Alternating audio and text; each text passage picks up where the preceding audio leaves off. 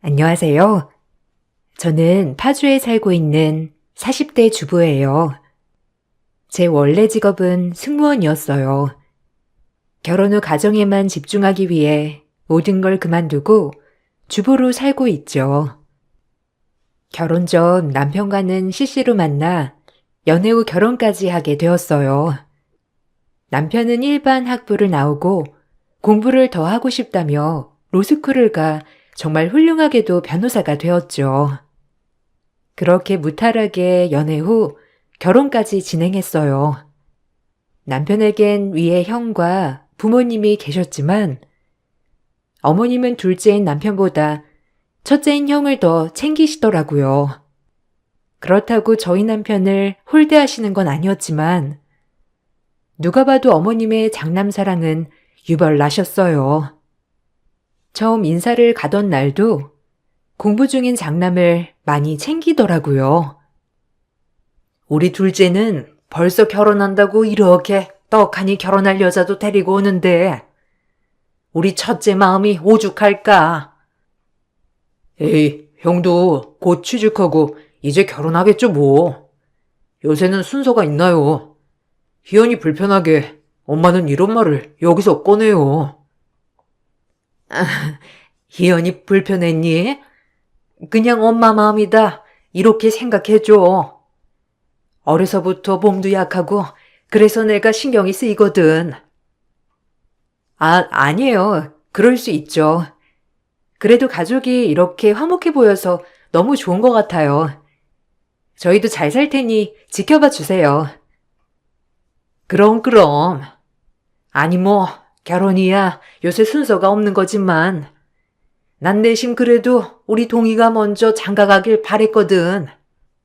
그래도 아직 동희는 취직도 안 했고 그러니까 어쩔 수 없지. 그냥 그랬다는 거야. 내가 너무 주책인가? 그날 저희가 주인공이었지만 어머님의 아주버님 걱정에 조금 분위기가 이상해졌었죠. 하지만 얼마나 잘 안 풀렸으면 저럴까 하는 마음도 들었어요. 그렇게 저희는 결혼을 진행하게 되었어요. 저희 집에 여유가 있었기 때문에 신혼집은 저희 아빠가 마련해 주셨죠.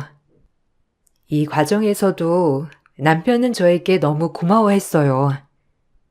뭐 누가 마련하는 게 어떤가요? 서로 마음만 같으면 되지. 집은 내가 준비했어야 했는데 직업만 변호사지. 미안하다. 아버님한테 죄송해서 어떡해. 뭐라고 감사해야 할지. 아니야. 누가 하는 게 뭐가 중요해. 여유 있는 사람이 하는 거지. 그런 건 신경 쓰지 마. 우리가 잘 살면 그게 보답이야. 미안하다. 그래도 자리 잡아가니까 더 잘할게. 이제 너도 쉬면서 너 하고 싶은 거 다 해봐.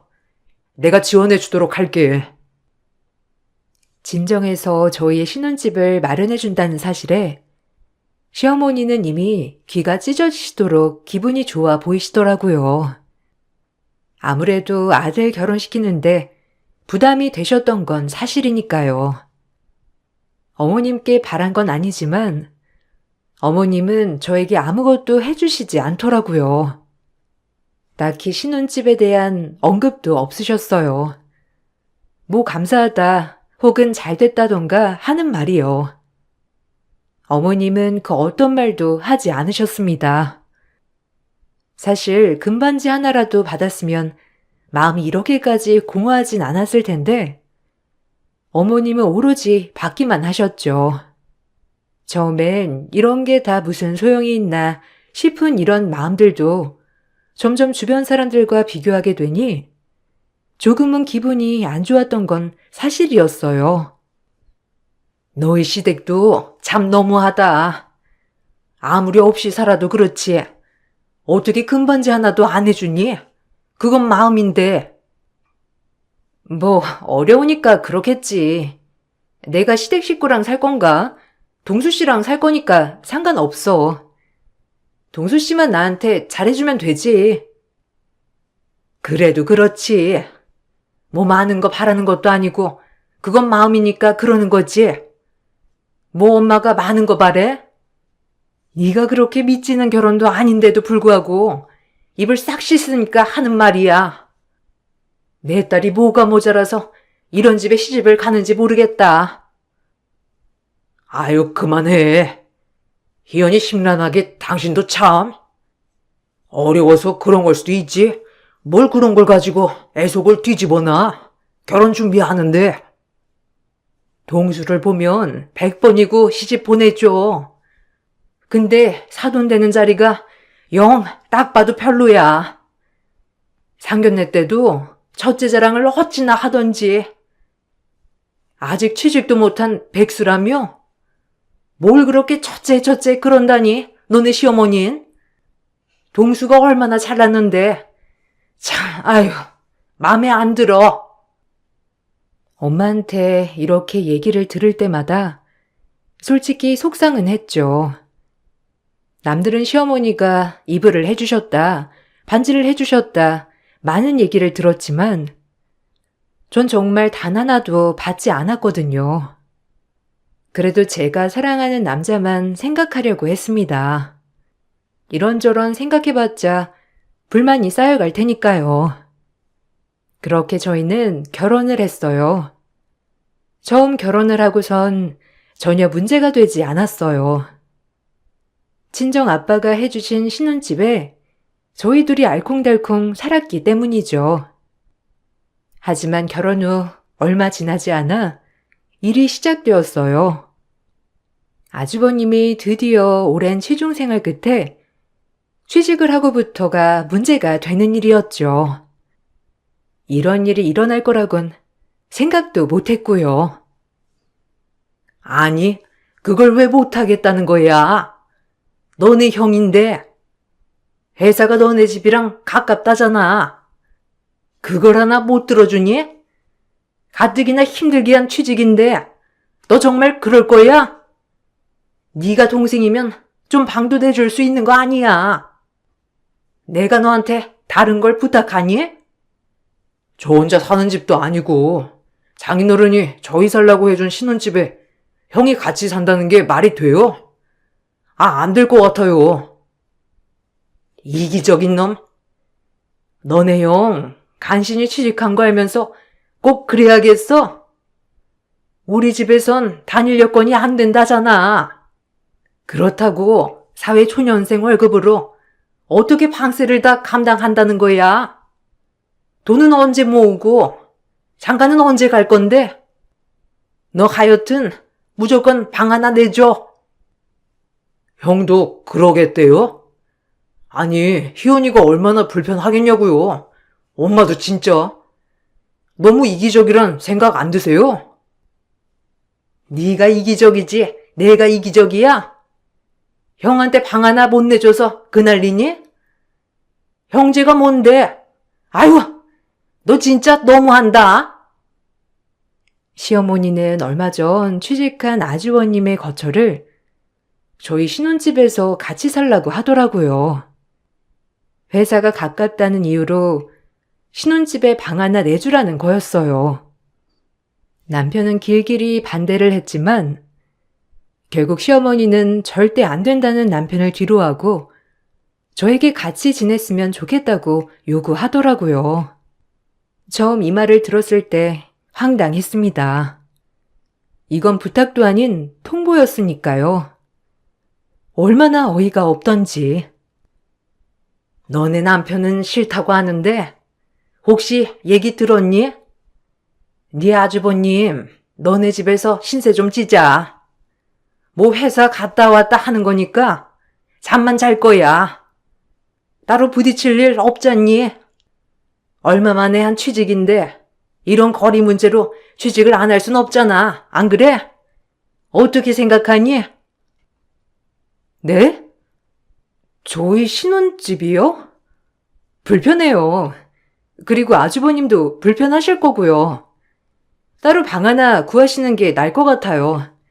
그게 좋을 것 같고요. 뭐야? 아니 남편이나 너나 어쩜 그리 인정머리가 없니? 방 하나 내주는 게 뭐가 어렵다고?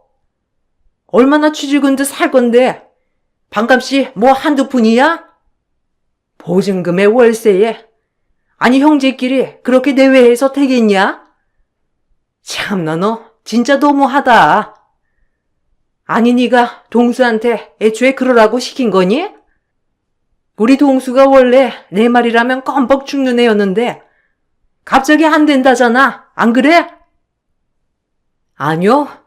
동수 씨한테 들은 적 없고요. 동수 씨도 말이 안 되는 얘기니까 거절한 거겠죠. 하여튼 못 들은 걸로 할게요. 뭐야?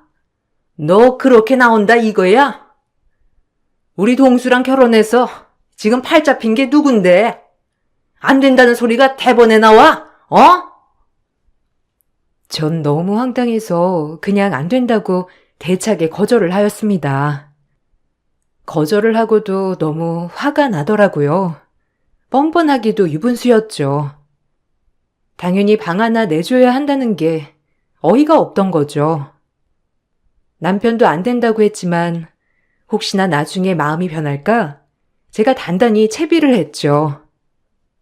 마음 약한 남편, 어머님에게 휘둘려서 혹시라도 허락한다면 안 되는 문제니까요. 그래서 전 남편에게 무작정 화를 내었어요. 어머님 얘기 들었지? 난 절대 싫어. 불편해서 어떻게 같이 살아. 그리고 여기 우리 아빠가 해준 집인데 어머니는 무슨 맡겨놓은 것처럼 방 하나 빼달라고 하더라. 나 싫어 진짜. 자기도 안 된다고 한 거 알겠는데 하여튼 채비 치는 거야. 미안하다 진짜. 엄마가 형을 진짜 너무 감싸는 스타일이라 나도 안 된다고 했어. 그니까 걱정 안 해도 돼. 미안해. 걱정을 안 할 문제야 이게? 아니 어떻게 어머님은 결혼 전부터 지금까지 장남장남 그러는 거야 도대체? 아, 이해가 안 가. 다 내가 못나서 그렇지 뭐. 형이 엄마한테 어려서부터 더 잘하기도 했고 둘이 좀 특별한 모자 관계야. 네가 이해해줘. 이 사건이 처음 터졌을 때 남편이 안쓰럽더라고요. 매번 이렇게 지냈을 걸 생각하니까요. 그래서 그렇게 악착같이 공부했나 싶기도 했고요. 항상 본인 밥그릇을 챙기려고 노력했다는 것을 생각하니 마음이 참 안 좋더라고요. 이 일이 좀 지나고 시어머니는 남편을 얼마나 들볶았는지 결국 남편은 두 손 두 발 다 들었더라고요.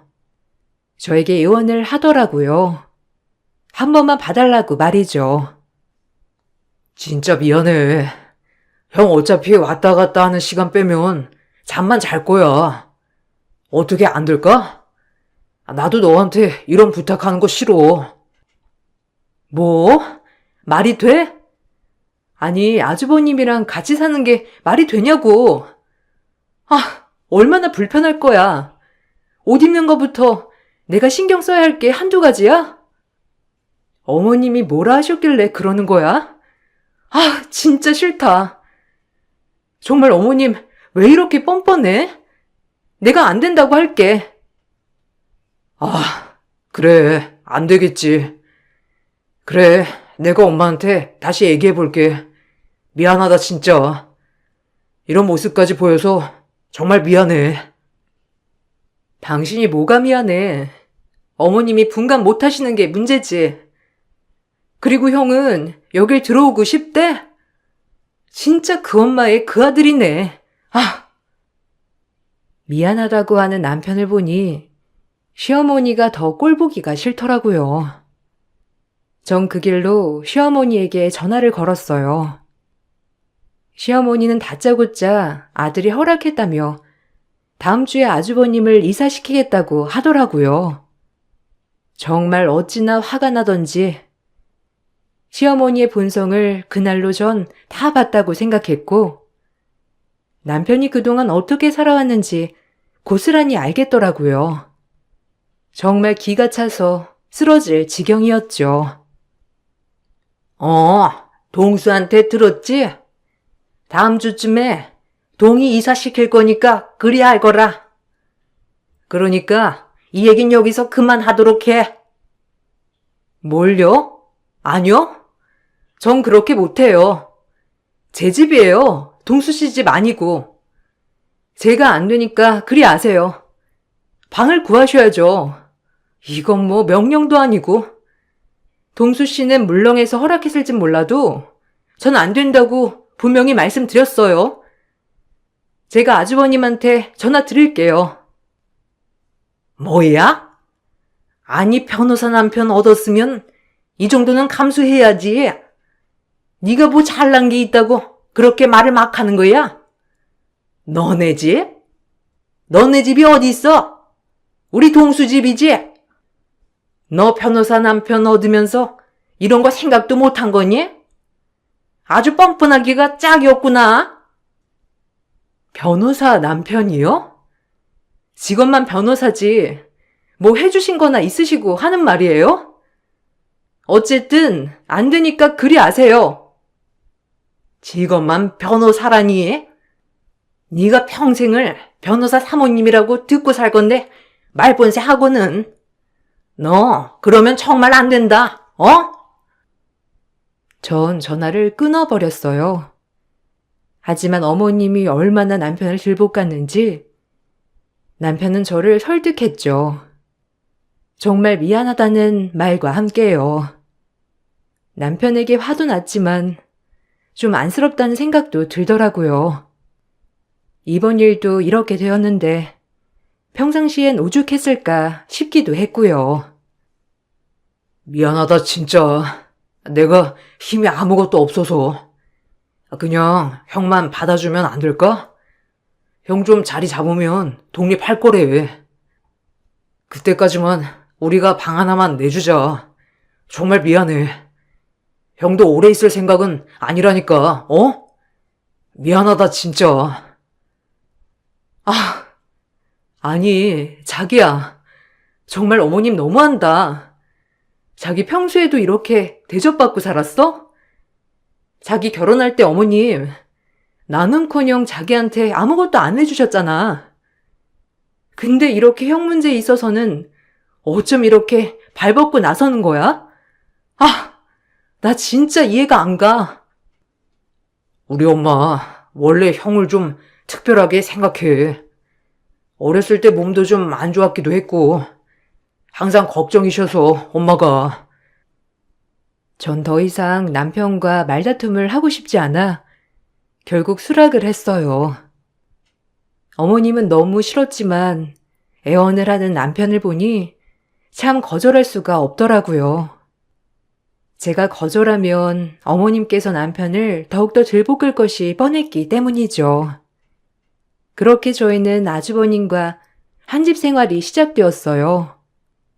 한 집에 살다 보니 여간 불편한 건 아니었지만 아주버님이 저희 집에 계시니 어머님께서 오시는 날도 잦더라고요. 이런 것이 저에겐 스트레스가 되었죠. 비밀번호도 누르고 매일 들어오셔서 남의 집 살림을 파헤치셨거든요. 저희끼리 살 때는 반찬 한번 해주신 적 없던 분이 아주버님이 같이 살게 되자 반찬도 바리바리 싸우시기 시작하더라고요. 우리 동이 밥은 먹고 다니는 거야? 내가 우리 동이 좋아하는 게장이랑 장아찌들 좀 싸왔다. 밥 먹을 때 같이 내놔. 게장은 동수 씨도 좋아하는데 처음 가지고 오시는 거네요. 잘 먹을게요. 냉장고에 두고 바로 먹어도 되는 거죠? 동수는 밖에서 잘 먹고 다닐 거 아니야. 변호사씩이나 됐는데 동이 먹을 때 내놔. 동이가 게장을 얼마나 좋아하는데. 동수 씨도 게장 좋아해요, 어머니. 같이 먹어야죠. 먹을 거 가지고 누가 더 먹고 덜 먹고 그러는 게 어딨나요? 안 그래요? 어머님은 제가 얄미운지 한참을 보시다가 말이 없으셨죠. 작은 거 하나가 참 남편이 불쌍하더라고요. 내가 진짜 잘해줘야 되겠다라는 마음이 더욱더 확고하게 들기 시작했어요. 그러던 중 아주버님은 한참 출퇴근을 잘하고 있다가 간혹 출근을 안 하는 날도 많더라고요. 직장인이라고 하는데 출근을 안 하는 날이 잦다 보니 조금 걱정이 되었죠. 그래서 아주버님에게 물었어요. 아주버님, 오늘은 출근 안 하시는 거예요? 요즘 출근 안 하는 날이 더 많은 것 같아서요. 혹시 뭐 재택 같은 거 하세요? 아, 네. 재택 뭐 비스름한 거 많더라고요. 걱정 안 하셔도 돼요. 밥은 제가 챙겨 먹을 테니까 재수 씨는 신경 쓰지 마세요. 뭐 신경을 쓰지 말라고 하니 따로 그렇게 신경을 쓰진 않았죠. 성인이기도 하고 제가 막 이래저래 상관할 일이 아니라고 생각했거든요. 하지만 좀 걱정은 되더라고요. 그러던 중 제 걱정은 기우였다는 것을 알게 되었어요. 아주버님은 그 사이 연애도 하고 여자친구도 만나고 다니시더라고요. 전 그런 모습을 보며 아주버님께서 곧 결혼도 하시겠구나 하며 내심 흐뭇했습니다. 형, 요새 연애도 하고 바쁘던데? 좋은 소식 있을 수 있는 거야? 엄마가 엄청 좋아하시겠다. 엄마가 굉장히 기대하셨잖아. 아, 뭐, 그렇지. 결혼은 할 수도 있고, 좋은 소식이 있으면 바로 얘기해 줄게. 엄마도 아마 엄청 좋아하시긴 할 거야. 아주버님, 축하드려요. 그래도 여자친구도 생기시고 너무 일사천리 아니세요? 이번 연도 아주버님의 해인가 보다. 전 그렇게 그냥 좋게만 생각했어요. 그로부터 몇 개월이 지났고 아주버님은 결혼을 하겠다며 형님 되실 분을 소개해 주셨어요. 그냥 좋은 사람이기만을 바랬는데 성격도 싹싹하고 좋으시더라고요. 어머님은 그런 형님을 아주 마음에 들어 하셨죠. 아이고, 내가 우리 동이 장가 가는 것도 볼 수 있어서 정말 좋다. 아니, 어쩜 이리 아르따운 아가씨를.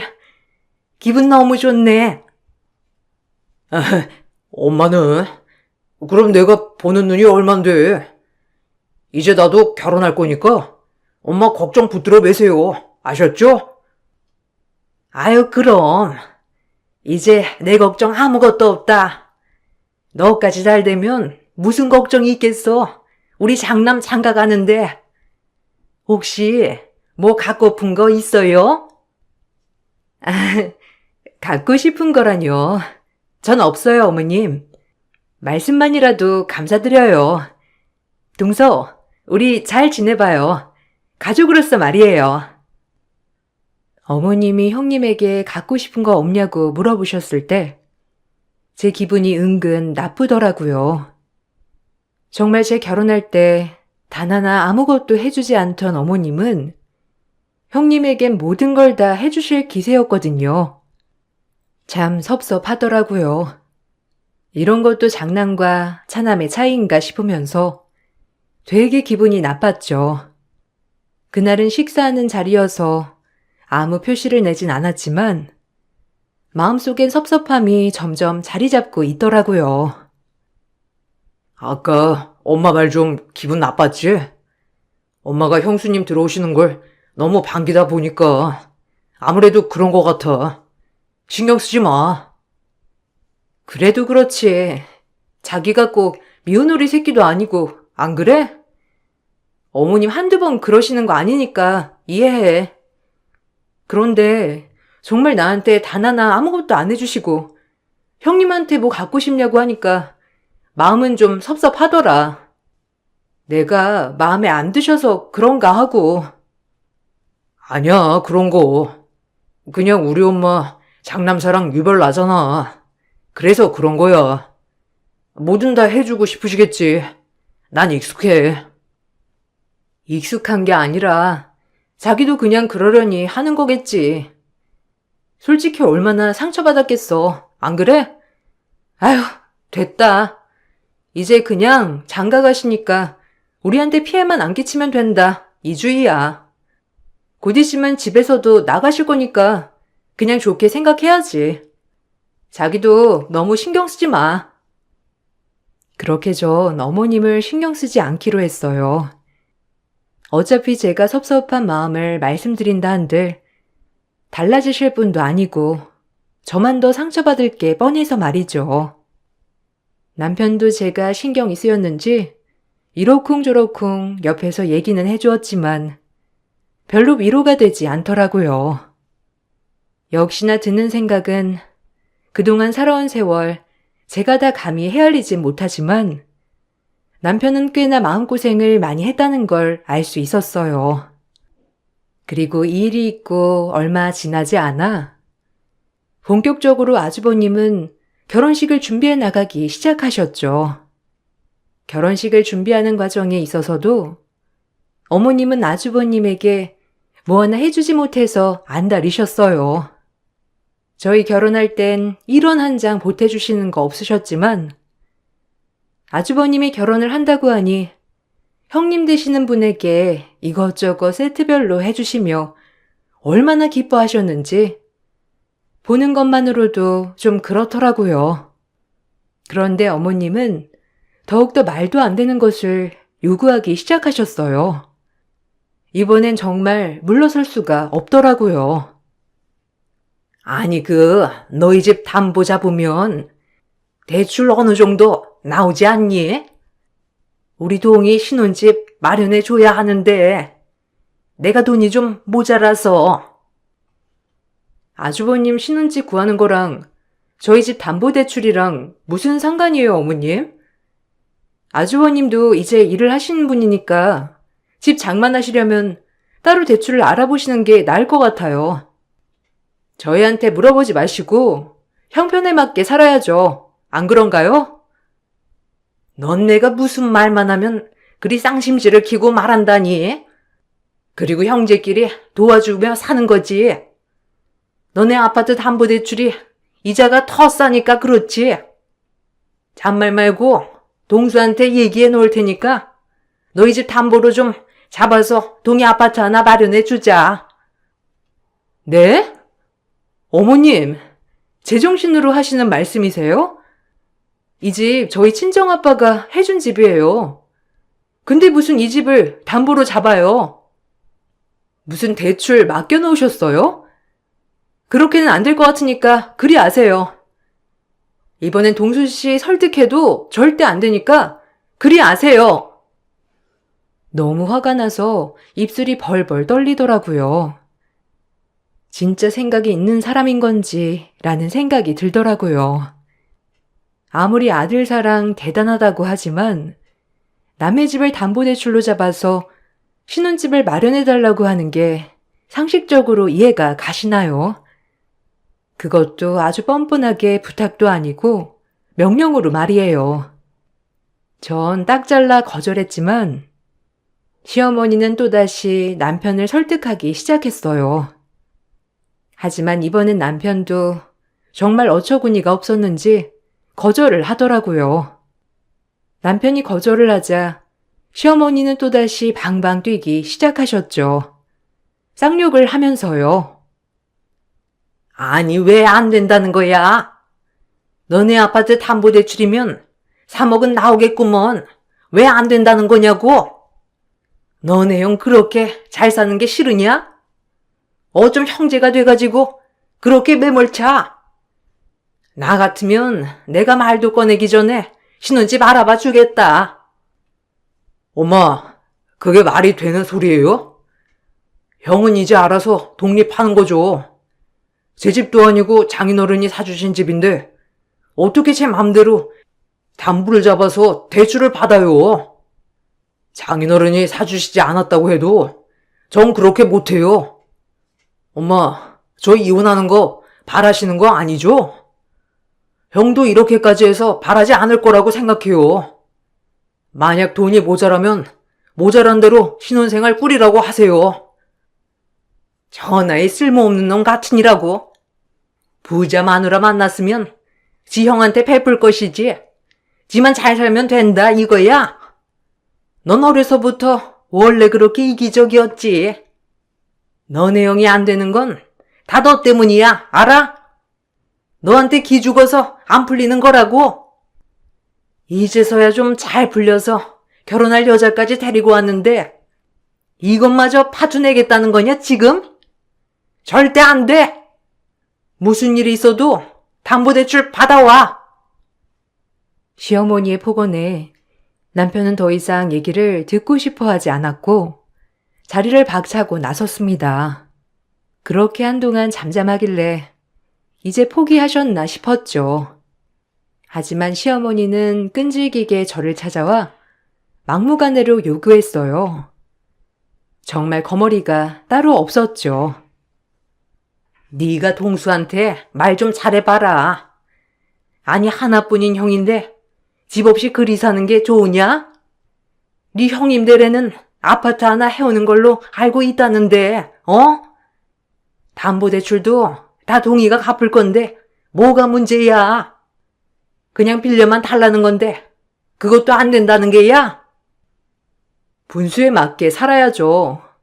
형편이 안 되면 작게 시작하라고 하면 되고요. 형님 되시는 분이 그게 싫으면 인연이 아닌 거죠. 아주 피도 눈물도 없는 부부구나, 너네가. 어쩜 인간들이 그렇게 졸렬해? 너네만 잘 살면 된다, 이거냐? 아, 졸렬하다뇨? 정말 제가 하고 싶은 말이네요. 아주버님, 정말 저희 아파트 담보 잡아서라도 대출받고 신혼집 하고 싶으세요? 아, 저는 그게 그냥 엄마가 그렇게 하면 더 이자도 싸고 하다니까 그런 거죠. 그리고 뭐 형제끼리 도와줄 수도 있는 거고. 그럼 아주버님은 동수 씨한테 뭘 해줬는데요? 그동안 뭐 하나 베푼 거 있어요? 어머님이랑 아주버님은 동수 씨 이용할 생각만 했지 뭐 하나 그동안 도움 주신 거 있냐고요? 어쩜 그리 너무하세요? 가족이라면서요. 어떻게 둘밖에 모르냐고요? 참 동수 씨가 불쌍하네요. 뭐야? 네가 뭔데 우릴 판단해? 우리 가족이 얼마나 끈끈한데? 동수도 너 만나기 전에 지영이라면 껌뻑 넘어갔어. 알아? 진짜 폰돈 가지고 치사하게 굴래? 있는 집이 터하다더니 어쩜 그리 베풀 줄을 모른다니? 그렇게 살면 못 쓴다. 알아? 푼돈이라고요? 그럼 푼돈 알아서 구해보세요. 저희한테 그러지 말고. 동수 씨도 어머님이 하도 그러니까 그런 척 한 거겠죠. 동수 씨라고 마음속에 서러움 없겠어요? 매번 형만 챙기는 어머님 보면서 본인을 되돌아보고 반성하세요. 네? 제발! 전 그동안 하고 싶었던 말을 쏟아냈어요. 어머님은 당황했지만 끝까지 본인의 잘못은 인정하지 않더라고요. 아주버님도 마찬가지로 별 대수롭지 않게 생각하셨고요.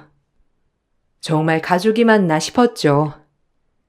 제 남편이 왜 빨리 결혼을 하고 싶었는지 알 것 같더라고요. 그렇게 저와 어머님, 아주버님 셋이서 언성 높여 얘기하고 있을 때 남편이 서류 종이 하나를 들고 현관에 들어섰습니다. 이 서류가 뭔지 알아요? 아, 형도 대체 뭐하고 다닌 거야? 지금 일이 이 지경이 되도록 정상적으로 취직한 거 맞아?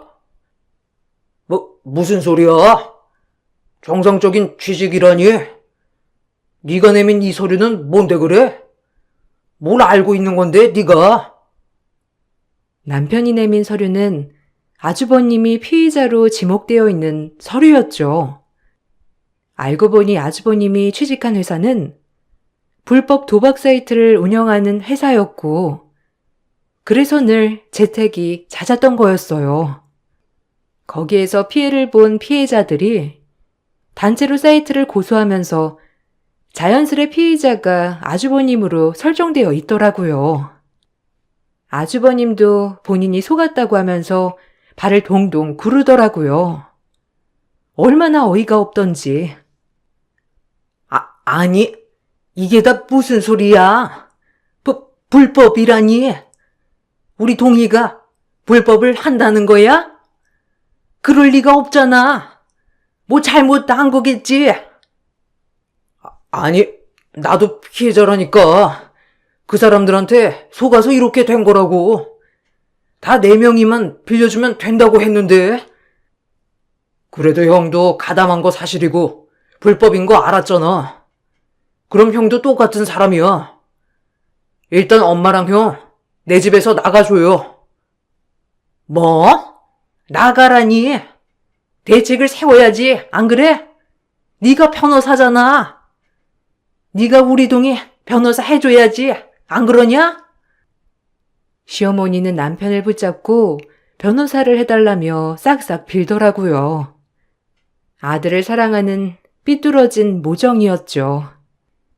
전 그 꼴을 보고 있자니 더 진절머리가 나서 어머님과 아주버님에게 소리를 질렀어요. 너무 대책 없었거든요. 어쨌든 범죄자는 변함없으니까요. 됐고요. 다들 나가주세요. 어머님, 지금 감쓸 때가 아니라 아주버님은 벌을 받아야 한다고요. 빨리 나가주세요. 뭘 나가라는 거야? 우리 가족인데 같이 헤쳐나가야지. 그럼 동희가 벌 받게 놔두라는 거야? 아니, 동수야, 네가 말해봐라, 어? 아, 형, 그래도 사리분별은 했어야지. 아무리 취직이 안 됐어도 그렇지. 어떻게 불법으로 사람들을 속이면서 돈을 벌 수가 있어? 난 형 변호 못 해줘. 그리고 엄마도 기대하지 마세요. 전 지금 피해자들을 위해 싸울 겁니다. 저의 의뢰인들이니까요.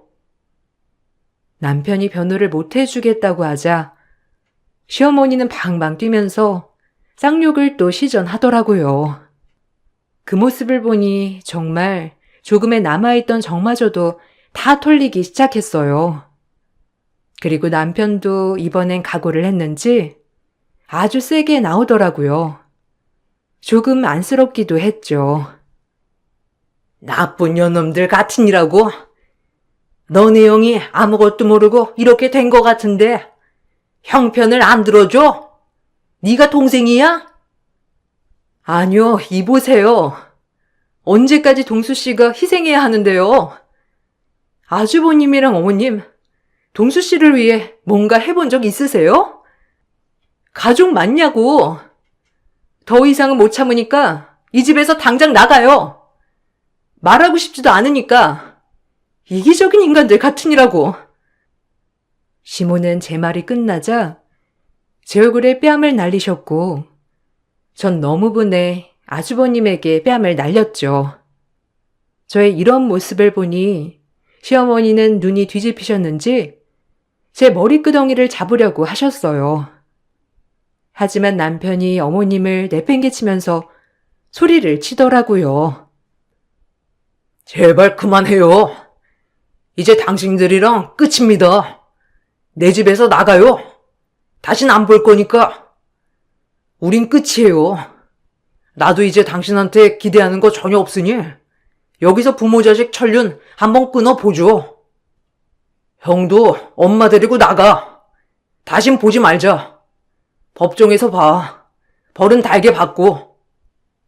아니, 우리 착한 동수가 어쩜 나한테 이럴 수 있어? 다 여자를 잘못 만나서 저렇게 된 거야. 안 그래? 동수야, 난 네 엄마야. 아니, 당신은 한 번도 내 엄마인 적 없었지. 그냥 나를 형의 부속품으로 여기는 사람이었어. 이제 그만 당신이랑 끝이야. 남편은 그 말이 끝나기가 무섭게 아주버님과 시어머니를 내쫓았어요.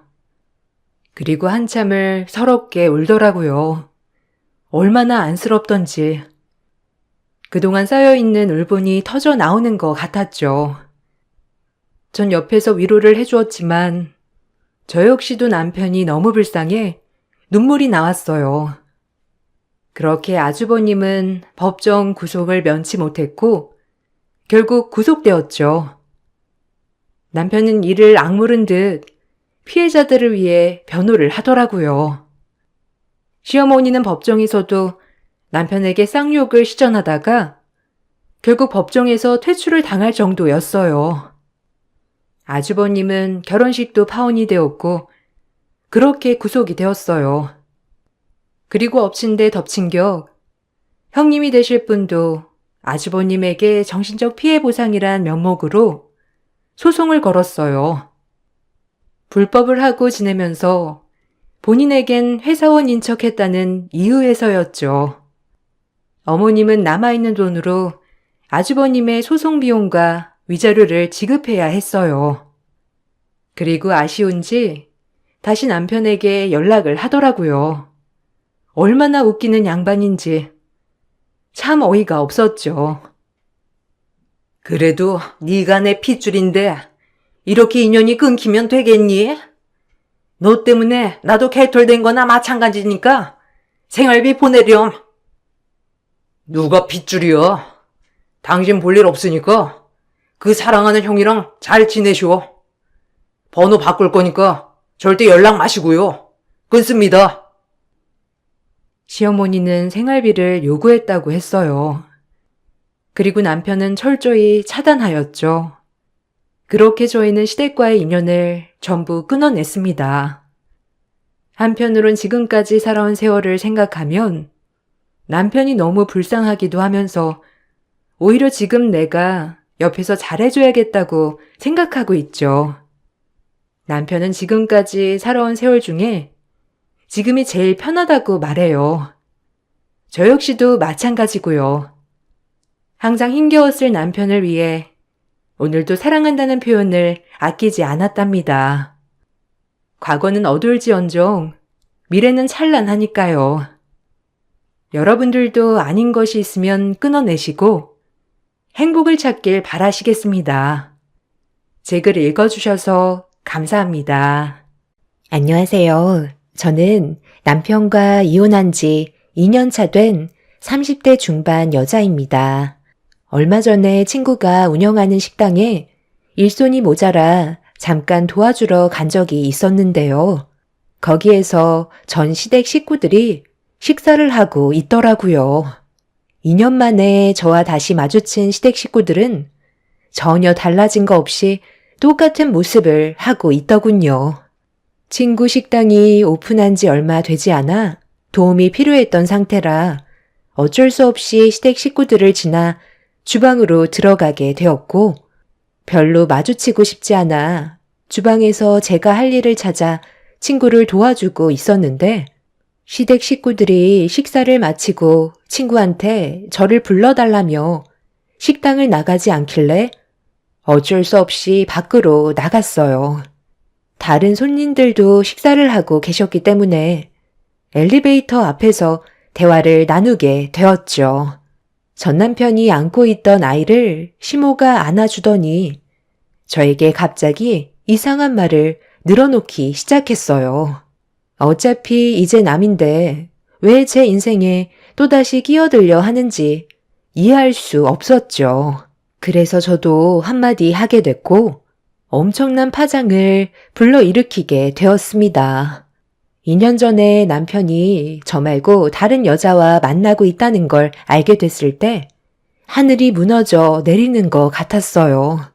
신혼 2년 차였기 때문에 의심 같은 걸 해본 적은 단 한 번도 없었는데 남편이 야근 때문에 늦을 것 같다는 말에 퇴근하고 회사 앞에서 기다리고 있던 저는 혼자 집으로 돌아올 수밖에 없었죠.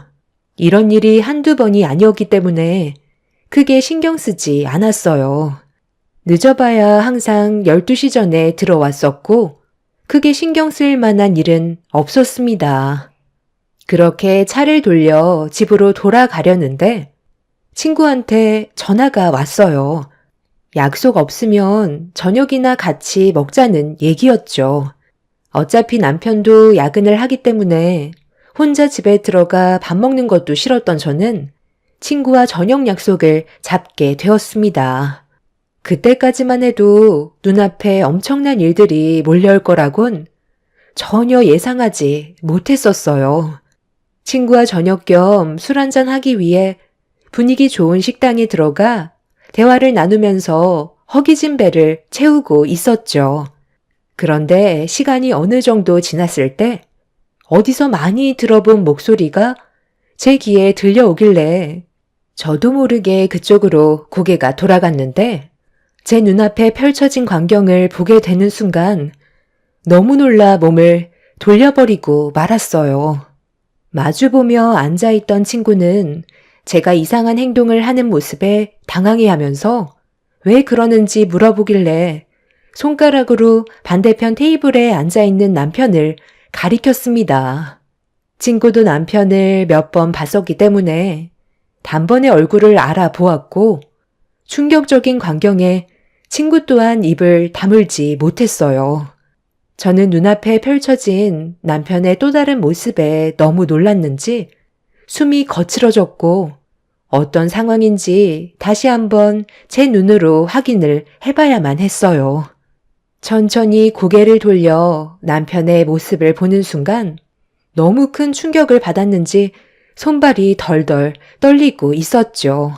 친구는 남편이 바람 피우고 있는 모습을 핸드폰에 그대로 담기 시작했고 저는 그 모습을 두 눈으로 담고 있었어요. 처음 본 여자와 남편이 서로 얼굴을 마주하고 있는데 테이블 위에 올려진 두 손을 서로 어루만지면서 뭐가 그리 좋은지 웃고 떠들며 대화를 주고받고 있었습니다.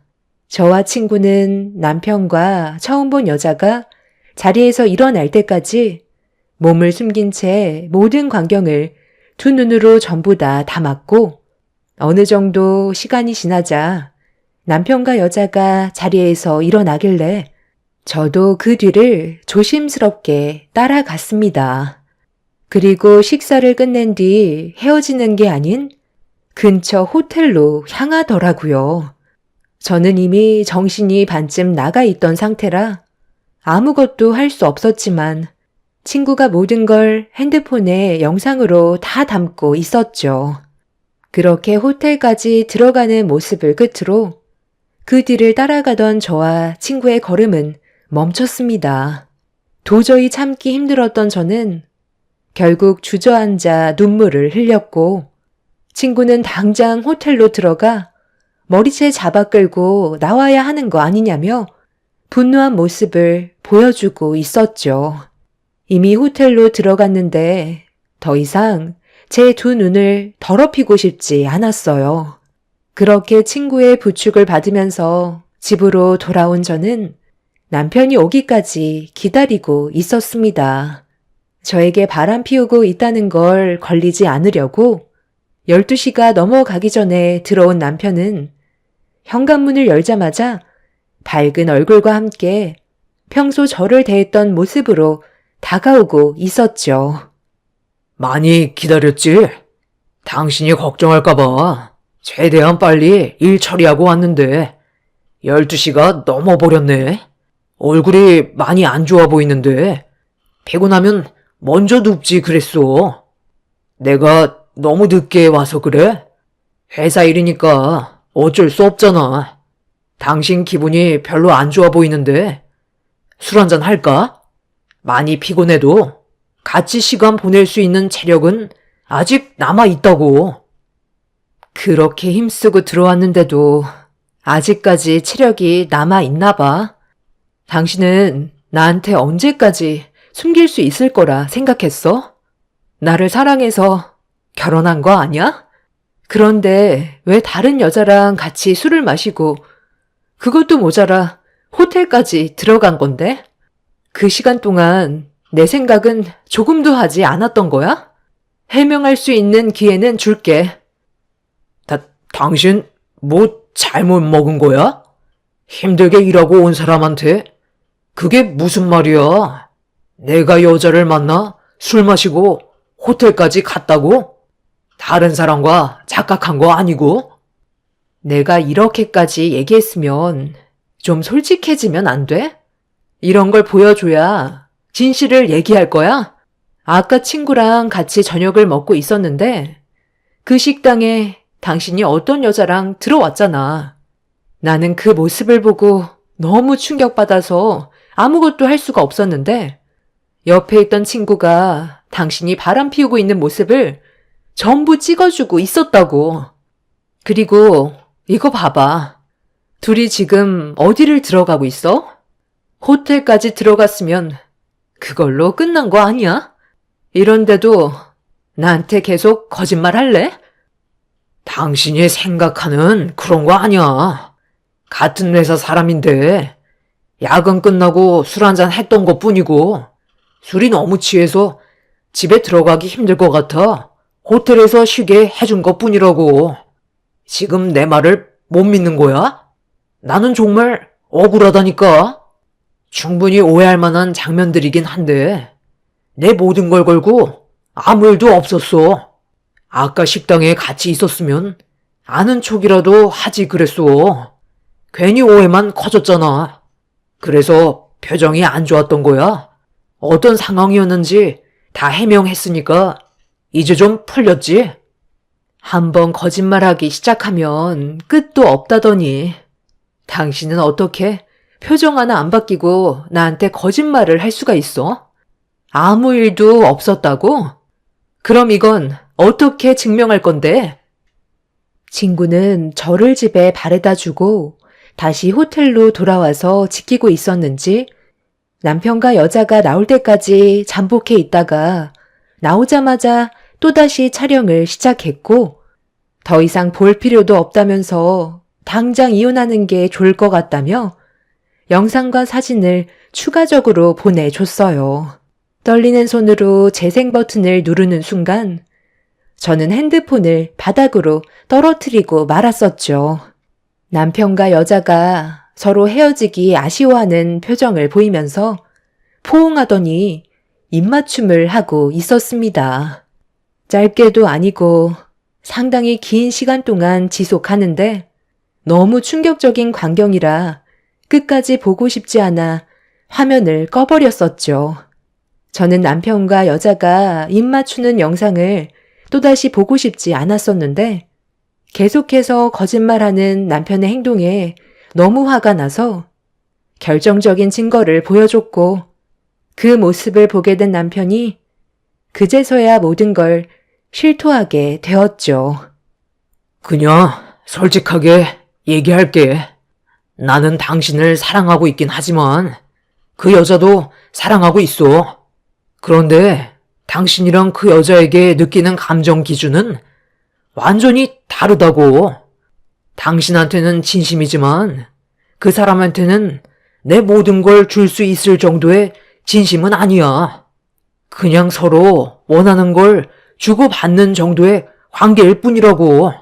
그 사람도 공허함을 달래기 위해 날 만나고 나 또한 당신한테 모자란 부분을 채우기 위해 만나는 그런 조건의 만남이기 때문에 나는 지금의 가정에 충실하고 싶고 당신이랑 이혼하는 일은 없었으면 좋겠어. 너무 어이가 없는 말에 할 말을 잃었던 저는 남편의 얼굴에 손을 올려 버렸어요. 충격적인 사상을 가지고 있는 남편과 한 공간에 있는 게 너무 싫었던 저는 집을 뛰쳐나왔고 결국 이 사실은 저희 부모님도 아시게 되면서 집안은 난리가 나고 말았습니다. 부모님께선 남편과 대화를 해봐야겠다고 당장 튀어오라고 했지만 남편은 오지 않았어요. 괜히 더 큰 문제가 생길 것 같아 제가 집을 뛰쳐나간 이후 남편은 시댁에서 생활을 하고 있었죠. 이 사실을 시댁 식구들도 전부 알고는 있었지만 다들 침묵하면서 어떠한 행동도 하지 않았어요. 보통은 자기 자식이 문제를 일으켰다면 직접 사과를 해야 되는 게 상식적으로 맞는 건데 단 한마디도 하지 않는 시댁 식구들의 모습에 실망을 크게 하신 부모님께선 화가 많이 올라오셨는지 결국 참지 못하시고 시댁의 문을 두드리셨습니다. 저희 부모님께서 현관문을 두드리자 그제서야 시모가 문을 열어주셨어요. 시댁 식구들은 어느 정도 예상하고 있었는지 거실에 모여 앉아 있었죠. 사돈께서 여기까지 어쩐 일이세요? 저희한테 무슨 할 말이라도 있으신가 봐요? 저희는 딱히 할 말이 없는 것 같은데 불편한 분위기는 별로 안 좋아해서요. 다 알고 계시면서 모른 척 하실 건가요? 권서방이 지금 제 딸을 놔두고 다른 여자와 바람이 났는데 왜 아무 말도 하지 않고 있는 거죠? 사돈께서도 권서방이 잘못했다는 걸 알고 계시잖아요. 저한테 직접 찾아와서 용서를 구해야 되는 게 맞는 거 아닌가요? 이런 식으로 침묵한다고 좋아지는 것도 아니잖아요. 제 아들이 뭘 잘못했다는 거죠? 한창 혈기왕성한 나이에 회포 좀 풀겠다는 건데 그 정도는 그냥 눈 감아줄 수 있는 거잖아요. 저도 그렇잖아도 물어봤는데 며느리를 진심으로 사랑하고 있긴 하지만 매번 요구할 수 없으니 다른 여자에게 좀 풀었던 것뿐인데 그게 걸렸다고 하더라고요. 그래서 제가 그랬죠. 남자면 누구나 그럴 수 있으니 굳이 사돈집에 가서 무릎 꿇고 용서를 구할 필요는 없다고 했어요. 저는 제 아들이 오히려 잘하고 있는 것 같은데요. 그만큼 며느리한테 배려를 해주고 있는 거잖아요. 그래서 12시가 넘어가기 전에 항상 집에 들어가고 사고도 안 치는데 이렇게까지 서로 얼굴을 붉혀야 되겠어요? 제 아들이 노름을 해서 돈을 말아먹은 것도 아니고 이 여자 저 여자 만나서 아이를 가지게 한 것도 아닌데 이 정도는 그냥 웃어 넘길 수 있을 정도라고요. 어머님, 말이 너무 심하신 거 아니에요? 그런 식으로 살아갈 거면 뭐하러 결혼을 했고 많은 사람들 앞에서 서약을 한 건데요. 저 사람처럼 행동할 거면 법적으로 부부가 무슨 필요가 있겠어요. 노름 안 하고 바람 피운 여자가 임신만 안 하면 그걸로 끝인 거예요?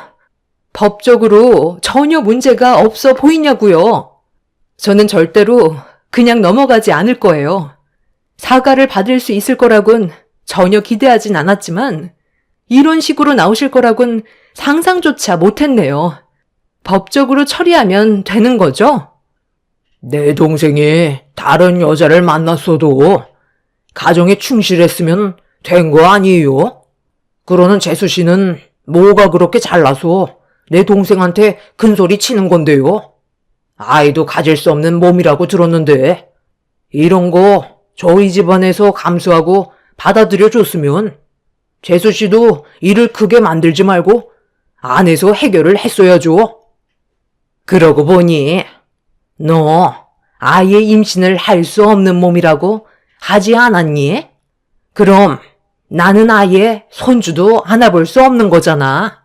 오히려 고개를 숙이고 다녀야 할 건 넌데 내 아들이 잠깐 다른 여자와 즐겼다고 사돈들까지 불러서 우리 집에 찾아와 난리를 쳐? 하자가 있는 몸인데도 며느리로 받아들여줬으면 감사하게 생각해야지. 어디서 큰 소리야? 그동안 내가 손주를 안아볼 수 없다는 말에 얼마나 마음고생이 심했는지 아니? 오히려 사돈께서 저희 집안에 고개를 숙여야 된다고요. 고칠 수 없는 하자인 불량품을 넘겨주셨으면서 지금 어디서 큰 소리야? 더 이상 태아할 가치도 없어 보이니까 당장 나가세요. 저는 선천적으로 아이를 가질 수 없는 몸이었어요.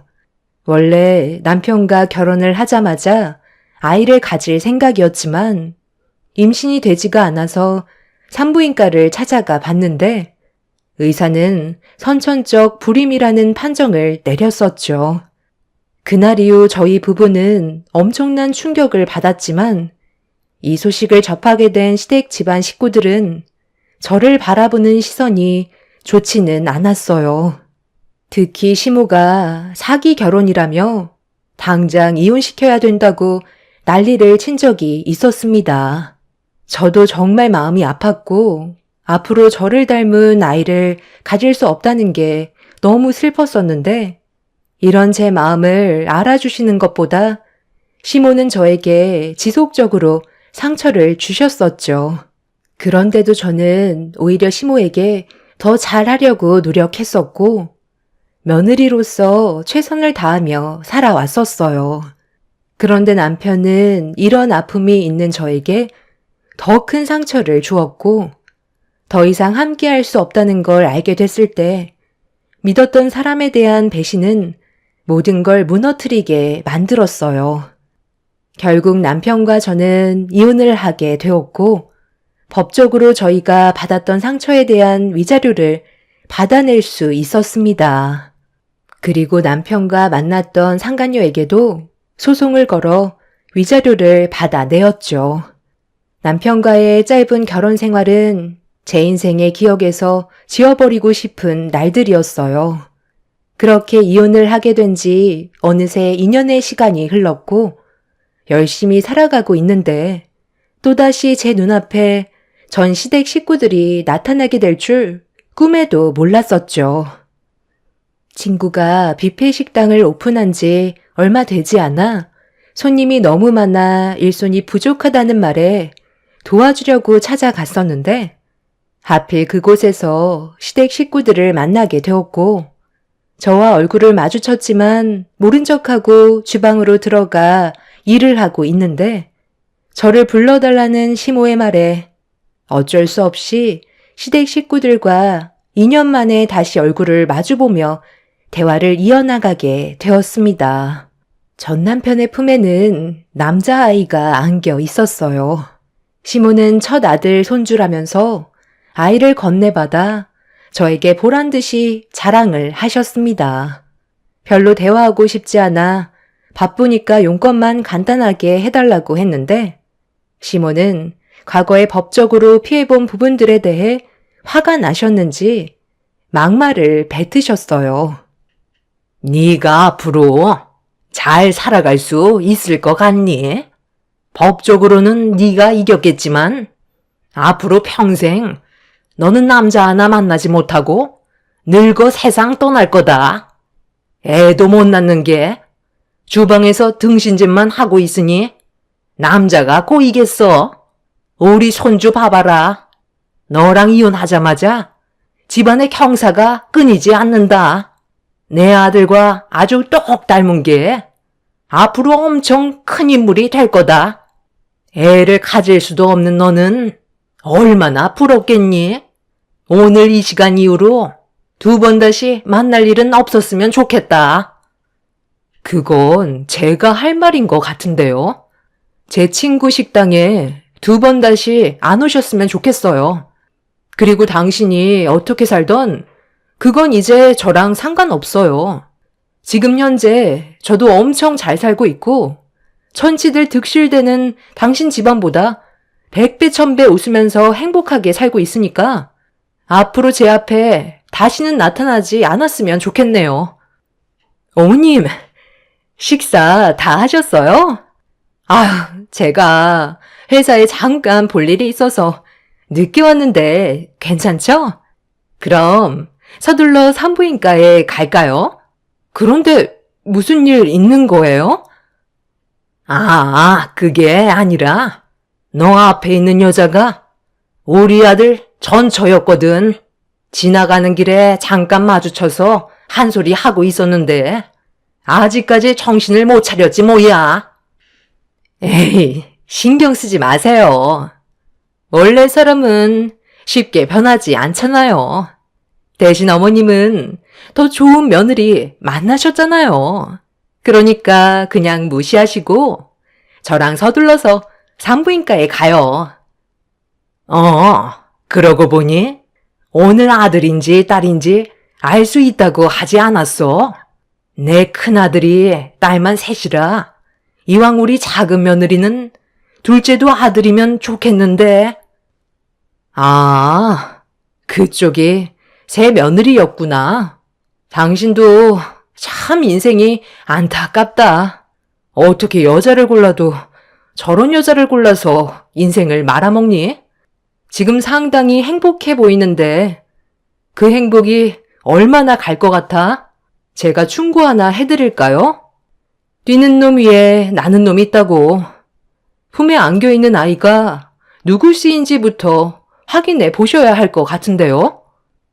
너 지금 우리 집안 무너뜨리려고 작정했어?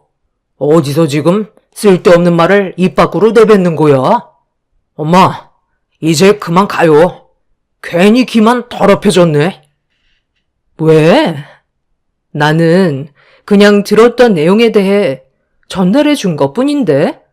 아까 식당에 올라오기 전에 1층 화장실에 잠깐 들렸었거든. 그런데 화장실에서 어떤 여자가 통화를 하고 있더라고. 그런데 상당히 심각해 보이는 거야. 시간이 지날수록 아이가 아빠 얼굴을 닮지 않은 것 같다면서 불안해하길래 당신처럼 사고친 여자인가 보다 생각했었지. 그렇게 화장실에서 볼일을 보고 손을 씻고 있는데 임신한 여자가 볼일을 보고 나오더라고. 그러면서 뭐라고 그러는 줄 알아? 뱃속에 있는 아이도 남편의 아이가 아닌 것 같다며 불안해하면서 화장실을 나가는데 그 한심한 여자가 당신과 결혼했을 거라곤 상상도 하지 못했네. 어머, 저기요. 어디서 이상한 말을 듣고 저한테 뒤집어 씌우는 거예요? 여보, 그만 나가자. 저 여자 정말 완전 정신 나간 여자였잖아.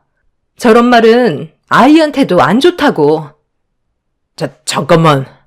내가 저 사람에 대해 확실하게 알고 있는 건 거짓말을 할 사람이 아니라는 건데 정말 화장실에서 그런 말을 들었단 말이야? 이 사람이 확실하냐고? 확실한지 아닌지 그건 당신이 알아봐야 되겠지. 얜 누구실까? 당신이 친아빠라면 다행이겠지만 만약에 당신 아이가 아니라면 그땐 어떻게 할래? 제 말 한마디에 시댁 집안은 즉각 난장판이 되었고 시모는 아이의 얼굴과 전 남편의 얼굴을 번갈아 가면서 확인하고 있었어요. 한참을 뚫어지게 쳐다보던 시모는 닮지 않은 것 같다면서 비틀거리기 시작하셨죠. 볼일이 끝난 저는 뒤돌아 식당 안으로 들어가려 하는데 전 남편이랑 결혼한 여자가 갑자기 제 머리채를 잡으면서 어디서 거짓말이냐고 앞뒤로 흔들어댔고 한바탕 소동이 일어나자 친구가 나와서 저를 도와 그 여자를 떨어뜨려 놓았어요. 머리털이 한 움큼 빠져버린 저는 마음 같아선 그 여자의 뺨에 손을 올리고 싶었지만 임신한 몸이라 전 남편의 뺨에 손을 올려 붙였습니다.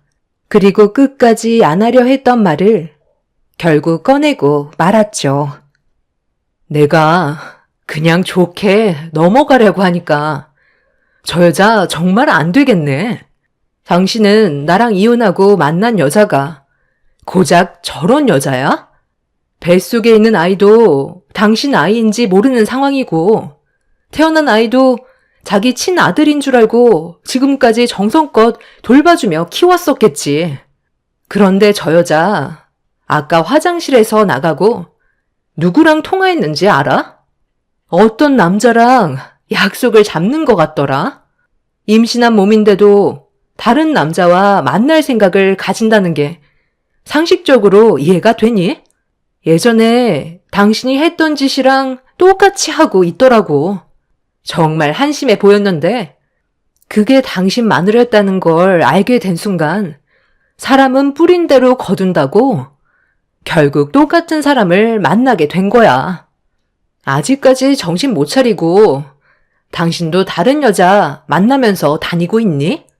그쪽이 아직 뭘 모르나 본데 내가 왜 이혼을 했는지 알아요? 저 사람이 나 말고 다른 여자를 밥 먹듯이 만나고 있었거든. 그쪽이 임신을 했으니 아마 내 생각엔 다른 여자를 엄청 만나고 다녔겠지. 저 사람은 절대로 자기 성격을 고칠 수 있는 놈이 아니거든. 아마 이미 수많은 여자들 중에 다른 씨가 태어났을 수도 있는 거고, 아니면 그쪽처럼 임신을 했을 수도 있겠네. 둘이서 아주 끼리끼리 잘 만났는데 오래오래 행복하게들 살아봐. 뭐라고? 이 사람은 나 말곤 다른 여자는 눈에도 안 들어온다고 했었는데, 당신 지금까지 나한테 거짓말을 했던 거야? 그럼 어제 야근한다고 했을 때 그때도 다른 여자를 만나고 있었던 거네? 왜 대답을 못하는데? 빨리 말해보라고. 결혼 생활 동안 나 말고 다른 여자를 만난 적이 있었던 거야? 네가 뭔데 나한테 지금 큰 소리를 치는 거야? 태어난 아이도 누구 아이인지 모르고 뱃속에 있는 아이도 내 아이가 아니라면 너야말로 나 말고 그동안 다른 남자를 만나고 있었던 거 아니야? 나보다 네가 더 쓰레기 같은데? 유전자 검사해봐서 내 친아들이 아니면 당장 소송 걸 테니까 각오하는 게 좋을 거야. 시모는 넋이 나간 얼굴로 전 남편 품에 안겨있는 아이를 뚫어지게 쳐다보고 있었어요. 친구는 더 이상의 소란을 피우면 경찰에 신고하겠다고 전 시댁 식구들을 전부 건물 밖으로 내쫓았습니다. 그렇게 한바탕 소란이 끝나고 나중에 들려온 소식은 충격적이게도 그 여자의 아이가 전 남편의 아이가 아니라는 사실이었고, 뱃속에 있는 아이는 태어나 봐야 알 수 있는 사실이었죠. 그런데 여기서 끝이 난 게 아니었어요. 몇 명의 여자가 전 남편을 만나 임신을 했는지 집에까지 쳐들어가서 한바탕 난리를 친 것 같아 보였습니다. 순식간에 집안 전체가 쑥대밭이 되어버렸고, 전 시모는 감당할 수 없는 충격에 결국 혈압이 올라 뇌출혈이 진행이 되었고, 병원에서 치료를 받고 있는 중이라는 소식을 접할 수 있었습니다. 생각 없이 행동한 남편이 만들어낸 결과였고, 임신한 여자들을 상대로 수습을 하려고 노력을 하고는 있지만 아마 쉽게 해결을 할 수는 없겠죠. 결국 그 사람은 자신의 생각 없는 행동을 뒤늦게 후회하면서 땅을 치고 있습니다. 전 시모는 뇌출혈로 언제 깨어날지 모르는 상태이고, 임신한 여자들은 남편을 상대로 소송까지 걸었죠. 전치들만 득실되는 집안에서 하루빨리 빠져나온 게 정말 다행인 것 같아요. 만약 지금까지 참으면서 그 사람과 결혼 생활을 유지했다면 아마저도 제정신으로 살아가지는 못했을 것 같습니다. 농차 지나갔으니 앞으로 저에게 좋은 일만 펼쳐졌으면 좋겠어요. 제 사연을 들어주신 여러분들께서도 언제나 행복만 가득하시길 바랍니다. 감사합니다. 안녕하세요. 저는 안양에 살고 있는 31살 여자입니다. 얼마 전 아빠를 차에 태우고 집으로 가는 도중 불과 작년까지만 해도 건강하셨는데 갑자기 쓰러지시면서 위급한 상황까지 왔었던 공사 현장을 지나치게 되었네요. 지금은 완공이 되어서 멋진 건물이 되었지만 저는 그때의 기억을 떠올리고 싶지 않아 그 지역으로 웬만해서는 가지 않는데 이번에 아빠가 만나야 될 사람이 있어서 어쩔 수 없이 지나칠 수밖에 없었습니다. 창밖을 바라보고 있는 모습을 보면서 그날의 사건이 제 머릿속으로 다시 떠오르기 시작하네요. 아빠도 과거에 일했던 현장을 묵묵히 바라만 보고 계셨고 저희는 그렇게 목적지로 향하고 있었습니다. 제가 여기에 사연을 신청하게 된 이유는 많은 사람들께 저희 가족의 사연을 들려드리고 싶어 결정하게 되었는데요. 시청해주시는 여러분들께 많은 의견과 격려를 받고 싶기도 해서 용기를 내게 되었습니다.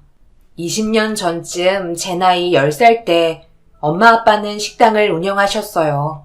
동네에서 백반집을 하셨는데 그때의 기억으론 꽤 잘 되는 것 같았습니다. 식사 시간만 되면 식당은 손님들로 꽉 차 있었으니까요. 어렸던 나이임에도 동네 친구들과 노는 것보다 바쁘신 부모님을 도와주는 게 훨씬 더 좋았고, 저로 인해 행복한 웃음을 지어 보이는 부모님과 평범한 가정생활을 꾸리며 잘 살고 있었습니다. 그런데 한방눈이 내리고 있던 겨울 어느 날, 늦은 저녁 마무리하고 집으로 돌아가려고 준비하시는 부모님을 도와주던 그때, 갑자기 저와 비슷한 또래가 식당 문을 열고 급하게 들어와 몸을 숨긴 채 거친 숨을 내쉬며 저희 가족과 눈을 마주치고 있었습니다. 너무 당황한 나머지 그 아이에게 시선이 집중되어 있는데, 갑자기 밖에서 누군가를 찾고 있는 듯한 날카로운 목소리가 한방눈을 뚫고 동네를 울릴 정도로 소리를 치며 이름을 부르고 있었어요. 식탁 테이블 밑으로 몸을 숨긴 아이는 저희 가족에게 조용히 해달라는 손짓을 보이길래 아무렇지도 않은 척 행동하며 식당 문을 닫으려고 마저 뒷정리를 시작했습니다. 힐끗힐끗 그 아이를 쳐다보면서 몇 번 저와 눈이 마주쳤는데 많이 지쳐 보이고 힘이 들어 보였어요. 그런데 밖에서 소리를 지르고 있던 사람이 식당 문을 박차며 들어와 말을 붙였어요. 여기 사장 누구야? 내가 할 말이 있으니까 앞으로 좀 나와봐. 이봐, 지금 내 말 무시하는 거야? 분명 식당 문 앞에 오늘 장사 끝났다는 문구 붙여놨을 텐데요. 그리고 지금 시간이 몇 시인데 동네가 떠나갈 정도로 언성을 높이고 있습니까? 그쪽이 무슨 말을 하고 싶은지 모르겠지만 저희는 관심 없으니 당장 나가주세요. 뭐라고? 너 지금 내가 누군 줄 알고 무시하는 거야? 두 번 다시 여기에서 장사 안 하고 싶어? 깽판 한번 쳐줄까? 경찰 부르기 전에 조용히 나가시는 게 좋을 거요. 저와 나이대도 비슷한 것 같은데 그냥 조용히 넘어가시죠. 이 사람이 말로 해선 안 되겠구만. 경찰을 부르겠다고? 한번 불러봐. 경찰 오기 전에 장사 못할 정도로 만들어 놓을 테니까. 다짜고짜 들어와서 이게 무슨 행패요? 그쪽이 저희에게 용건이 있으면 정중히 요청하면 될 것을 지금 보인 행동이 잘 됐다고 생각하는 거요? 도대체 왜 이렇게까지 하는지 모르겠지만 우리 식당에서는 그쪽이 원하는 걸 얻지는 못할 것 같네요. 아빠와 언성을 높인 남자는 이성을 잃어버린 듯 화를 내며 난리를 치더니 식탁 테이블 위에 올려져 있던 식기류들을 전부 집어 던지기 시작했어요. 엄마와 저는 아빠 뒤로 몸을 숨기고 있는데 저와 눈이 마주친 그 아이 또한 많이 힘들어 보였습니다. 아마 저희 식당에 찾아온 사람은 식탁 밑에 몸을 숨긴 아이를 찾는 것 같았어요.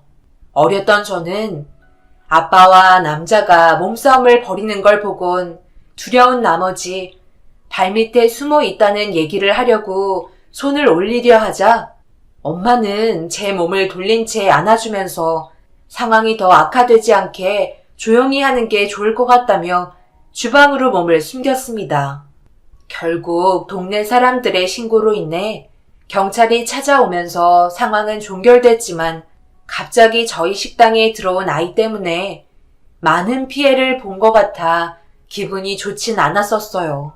더군다나 경찰서로 연행된 그 남자는 나중에 꼭 다시 찾아오겠다며 경찰에게 붙잡힌 상태에서도 한참 동안 난리를 친 뒤에야 돌아갔습니다.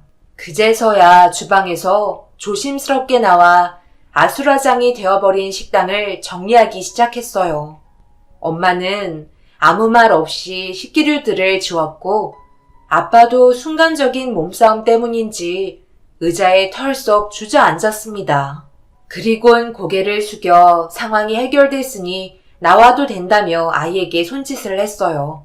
주위를 살피면서 조심스럽게 나오더니 아빠에게 몇 번이나 감사하다는 인사를 건넨 뒤 식당을 빠져나와 또다시 어디론가 발걸음을 옮겼습니다.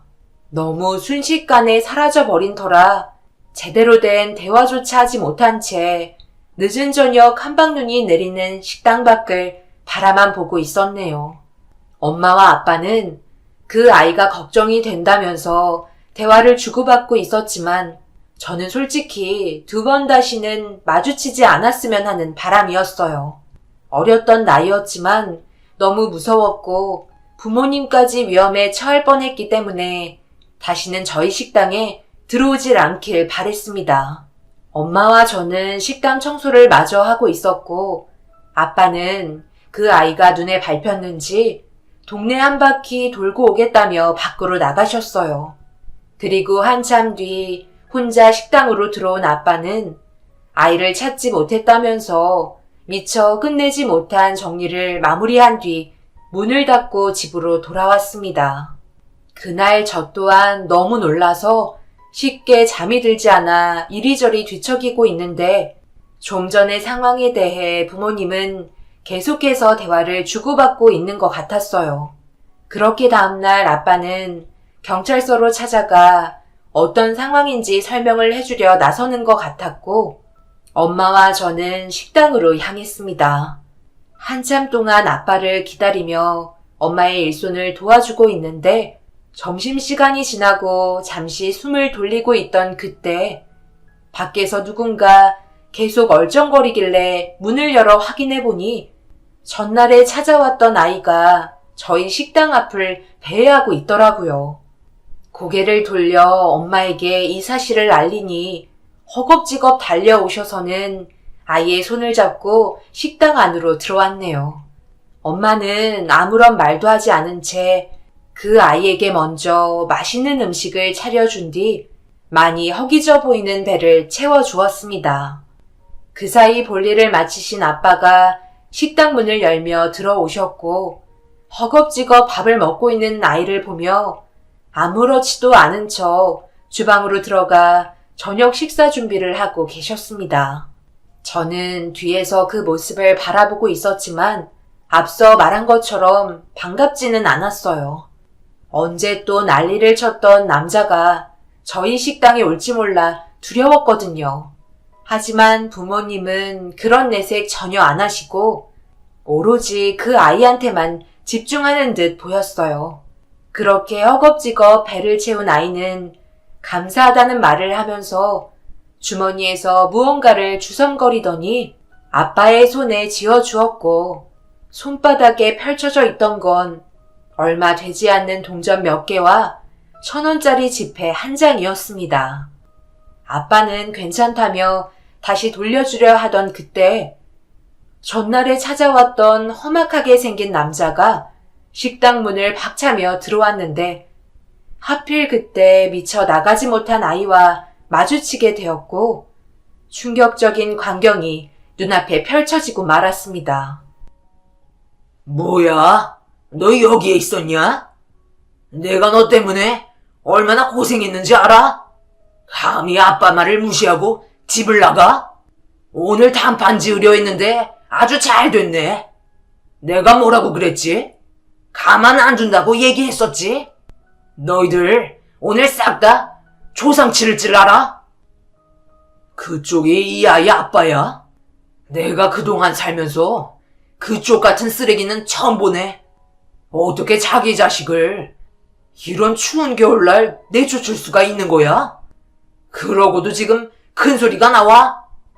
그리고 식당 식기류 깨진 것들 보상해야 되는 거 알지? 돈은 가져왔어? 구치소에서 썩고 싶지 않으면 그냥 나가지. 식기류 깨진 값 안 받을 테니까 이 아이 우리가 데리고 있겠소. 뭔가 상당히 착각하고 있는 것 같은데 내가 내쫓은 게 아니라 이 겨울날 자기 자식 버리고 나간 엄마 찾겠다고 뛰쳐나간 건데 왜 나를 이상한 사람 취급하는 거야? 그리고 그쪽이 뭔데? 내 자식을 데려가겠다는 건데? 딱 보니 그쪽 마누라가 왜 자식까지 버리고 집을 뛰쳐나갔는지 알 것 같네. 아주 성격이 개차반이구만.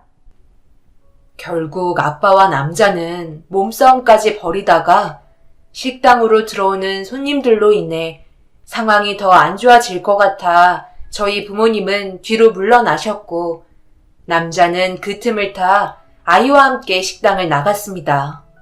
그 이후 몇 달 동안 그 아이의 얼굴은 한 번도 볼 수 없었고 식당에 들어와 난리를 쳤던 그 사람 또한 두 번 다시 찾아오지 않았어요.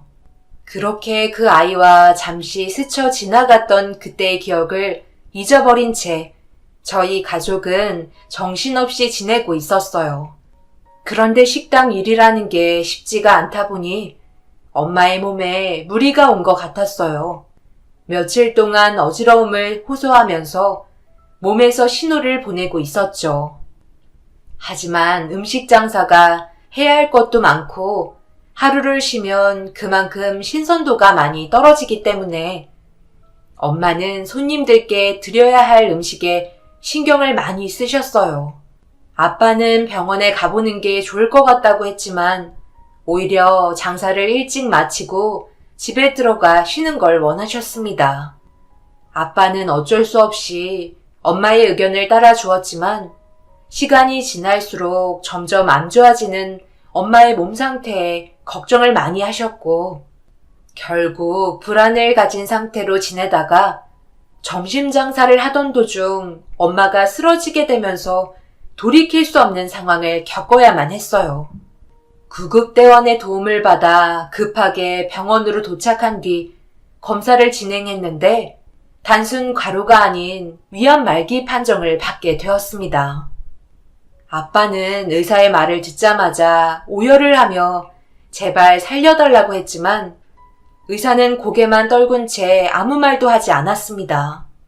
10살밖에 안 된 제가 감당하기에는 너무 큰 아픔이었고 병실에 누워 계신 엄마의 모습을 보곤 너무 두려웠어요. 그렇게 엄마가 쓰러지고 난 뒤 단 1%의 기적이라도 저희 가족에게 오길 바라는 마음에 항암 치료를 진행하려 했는데 엄마는 진단 결과를 듣고 난 이후 항암 치료를 거부하셨어요. 병원에서 세상을 떠나는 것보다 오히려 주변 정리를 하고 싶어 하셨습니다. 그동안 살면서 아빠가 엄마한테 처음으로 언성을 높이는 모습을 보게 되었고 병원에서 치료를 받길 원했지만 엄마의 마지막 소원이라는 말에 결국 아빠는 병실에 주저앉아 한참 동안 눈물을 보이셨네요. 그 이후 엄마는 병원에서 처방해준 약을 먹으며 식당 일과 앞으로 엄마 대신 아빠가 해야 될 일들을 가르쳐주며 저에게도 그동안 일 때문에 소홀했던 사랑을 아낌없이 주셨습니다. 그런데 식당 일을 아예 하지 못하고 의자에 앉아만 있어야 할 정도로 몸이 안 좋아진 상태까지 왔을 때 엄마의 품에 안겨 있었는데 늦은 저녁 아빠가 식당 문을 닫으려 정리를 하고 있던 도중 갑자기 누군가 고개를 떨군 채 식당 안으로 조심스럽게 들어와 인사를 건넸습니다. 왔니? 그때 갑자기 말도 없이 가는 바람에 제대로 된 인사도 못했는데 잘 왔다. 좀 더 일찍 오지 왜 이렇게 늦게 온 거야? 아줌마가 요즘 몸이 안 좋아져서 이것저것 신경을 써주질 못하겠네. 그래도 오래간만에 왔으니 가기 전에 따뜻한 밥 한 끼 해줄 테니까 먹고 가렴. 그동안 별일 없었어? 도움이 필요할 때 언제든 찾아왔으면 좋겠다. 앉아서 잠시 기다리거라. 엄마는 그날 단 한 번도 의자에서 몸을 일으킨 적이 없었는데 몇 달 만에 찾아온 그 아이 때문에 힘겨운 몸을 이끌고 주방으로 들어가셨습니다. 아빠가 대신 차려주겠다 했지만 엄마는 본인이 직접 그 아이에게 차려주고 싶으셨는지 몸의 고통을 느끼면서도 웃음을 잃지 않으시며 그 아이에게 맛있는 한 끼를 준비해 주셨네요. 아무 말 없이 묵묵히 차려준 음식을 먹더니 갑자기 눈물을 흘리더라고요. 그리곤 처음 만났을 때와 몇 달 만에 찾아왔을 때 변함없이 잘해준 부분에 대해 감사하다며 찾아온 이유에 대해 알려주었네요.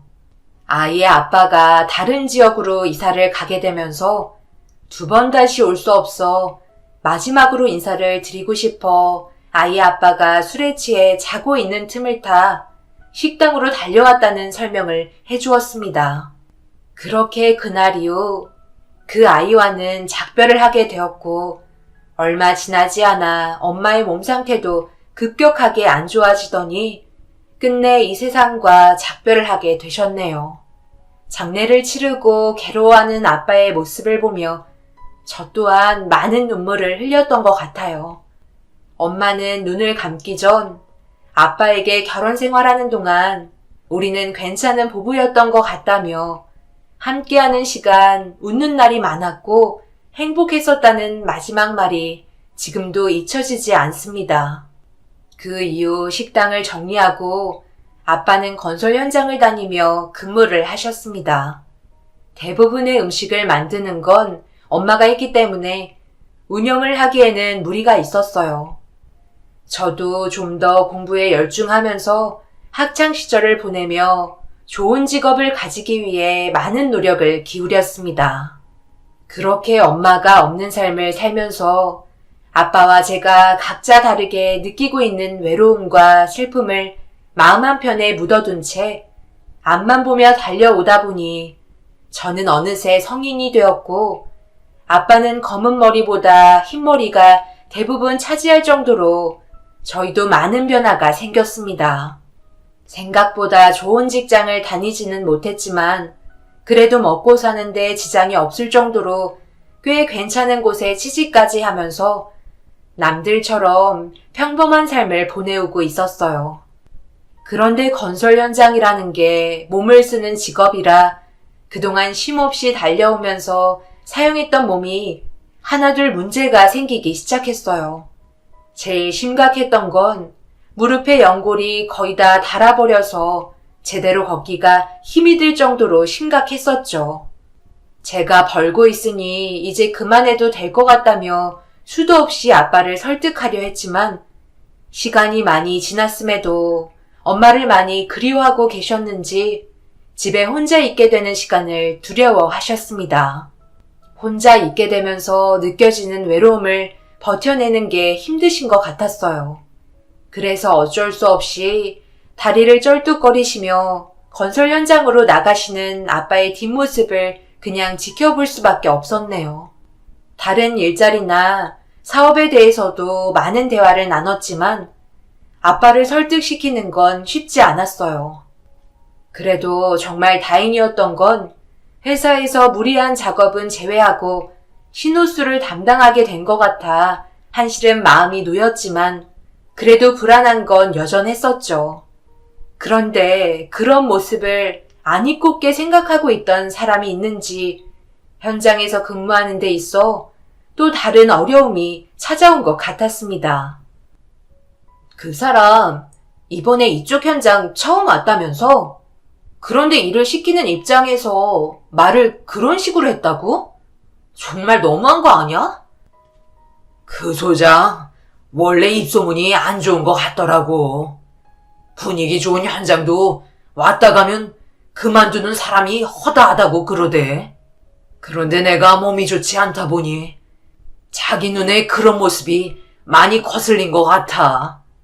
최대한 신경 안 쓰이게 열심히 하고 있지만 눈에 박힌 가시는 빼내기 힘든 것처럼 몇 번이고 와서 말도 안 되는 이유로 압박을 주는데 아빠도 사람인지라 싫은 소리를 계속 듣다 보니 점점 한계에 도달한 것 같다.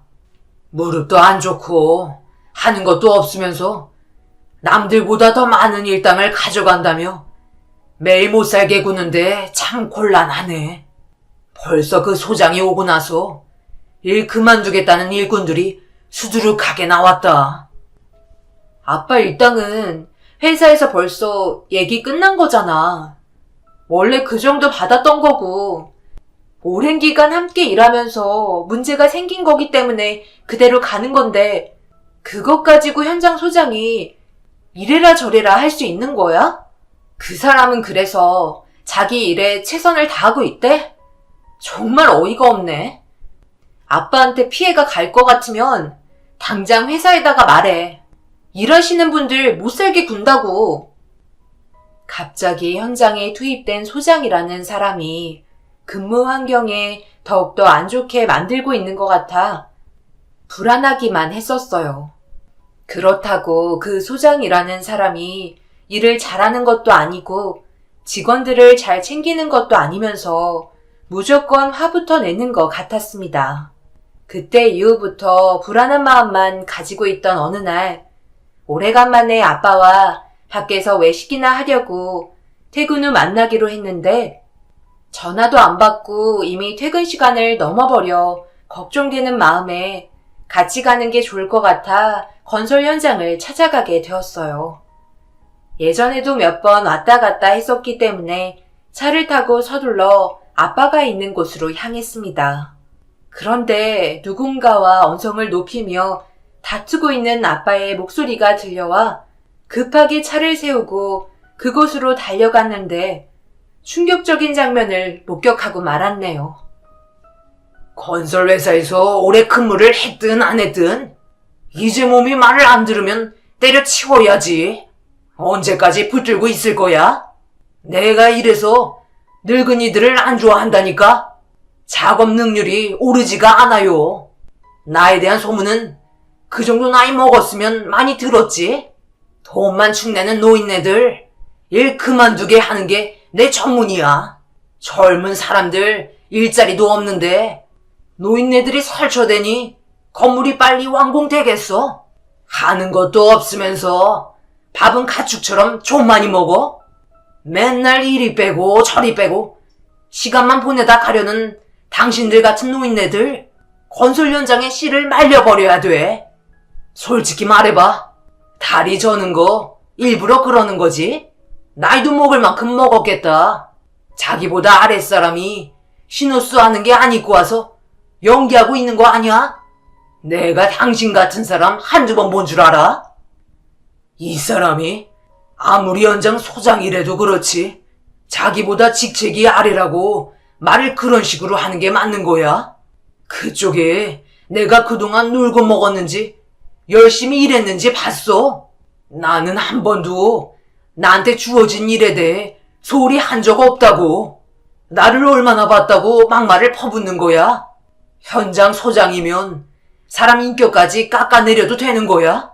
내가 때려치우는 게 아니라 그쪽이 우리 현장에서 나가줘야 되겠는데? 한 번만 더 열심히 일하는 직원들한테 막말하면 나도 더 이상은 참지 않겠어. 아빠와 소장이라는 사람이 소리를 높이며 싸우는 모습을 보다가 저도 모르게 화가 머리끝까지 올라와 버렸고 아빠에게 막말을 퍼부은 그 사람에게 한 소리 하려던 찰나 갑자기 뒤에서 아빠를 강하게 밀치더니 멀쩡한 다리 가지고 엄살 부리지 말라며 일어나라고 소리쳤습니다. 넘어지시면서 무릎에 충격이 가해지셨는지 고통스러워하고 있는데 소장이라는 놈은 직원들을 감싸주고 힘을 실어주기는커녕 늙은이가 일어날 힘도 못 쓰면서 밥 먹으러 갈 때는 다리가 멀쩡해 보인다고 의심하는 말투로 아빠의 아픈 다리를 작업하러 툭툭 건드셨습니다. 도저히 참을 수가 없어 소장에게 뛰어가 순식간에 얼굴에 손을 올렸고 결국 현장은 아수라장이 되어버렸네요. 다른 직원분들 중 저를 알고 계시는 분들도 계셔서 혹시 무슨 일이라도 생길까봐 저를 보호해 주셨고 소장은 이성을 잃어버린 듯 가만두지 않겠다며 난리를 치며 달려들었습니다. 힘겹게 일어난 아빠의 멱살을 잡고 흔들면서 절대 놔주려 하지 않아 점점 더 일이 커지고 있던 그때 갑자기 건설 현장 안으로 커다란 차 한 대가 들어오더니 엄청난 굉음을 내면서 갑자기 물을 뿜어대기 시작했어요. 살수차를 몰고 있던 분이 소장을 향해 쉬지 않고 뿌려대며 상황을 종결시켰고 덕분에 쉽지 않을 것 같았던 일이 금세 마무리가 되었습니다. 아빠는 이리 치이고 저리 치여서 그런지 아픈 다리를 붙잡으며 근처 벤치에 걸터 앉았고 그렇게 잠시 숨을 돌리면서 아빠를 진정시키고 있는데 살수차에서 내린 사람이 저희 쪽으로 다가와 알 수 없는 물건 하나를 건네주었습니다. 작게 포장된 물건이었는데 급하게 건네봤던 아빠는 만신창이가 된 물건을 닦으며 한숨을 내쉬었어요. 이거 네 거다. 오늘 주려고 미리 사둔 건데 하필 이런 일이 생겨서는 선물까지 망가져버렸네. 미안하다. 괜찮아요. 전부 저 사람 때문에 이런 건데요. 그냥 넘어가지는 않을 거예요. 그런데 이건 뭐예요? 명함 지갑이네요. 너 맨날 명함을 지갑에 같이 넣어놔서 많이 불편해했잖아. 그래서 필요할 것 같아 하나 사봤다. 마음에 드니? 거기에 사진 한 장 넣을 수 있길래 너희 엄마 사진 꽂아놨는데 괜찮은 것 같아? 명함 건넬 때마다 너희 엄마 얼굴 볼 수 있잖아. 그리고 청년, 아까는 고마웠네. 아마 작업반장으로 일하고 있다고 하지 않았어? 나 때문에 저 소장한테 한 소리 듣겠구만. 저는 괜찮습니다. 아까 보니까 심하게 넘어지신 것 같으신데 당장 병원 가봐야 하지 않을까요? 그런데 혹시 저희 어디서 본 적 있나요? 낯이 익은 것 같은데 처음 뵌 분은 아닌 것 같아서요. 하도 현장을 많이 돌아다니다 보니 웬만한 분들 얼굴은 거의 다 알잖아요. 혹시 전에 어디서 근무하셨나요? 제가 소장한테는 잘 말해두겠습니다. 아빠와 작업반장이라는 청년이 대화를 주고받고 있을 때 저는 선물해주신 명함 지갑에 명함을 정리하고 있는데 그 순간 갑자기 아빠와 대화를 나누다가 작업반장이 제 명함 지갑을 빼앗았고 안에 있던 사진을 뚫어지게 쳐다보았습니다. 그리곤 갑자기 눈물을 흘리더니 아빠에게 넙죽 엎드려 땅에 머리를 맞대며 소장이 한 행동에 대해 대신 사과를 하기 시작했어요. 그리고 알게 된 충격적인 사실은 20년 전 저희에게 도움을 받았던 아이였고 성인이 되고 건설 현장을 돌며 근무를 하다가 현장 소장의 따님을 만나 결혼까지 약속하게 된 장인이라는 걸 알 수 있었습니다. 멀리서 지켜보던 소장이 옷을 갈아입고 그 모습을 보더니 저희 쪽으로 다가와서는 대신 사과를 하고 있는 청년에게 화를 내기 시작했습니다. 자네 정신 나갔어? 감히 장인한테 물을 뿌려? 지금 아주 막 나가자는 거지? 어떤 상황이었는지 알기는 하는 거야? 지금 이분이 누구신 줄 아세요?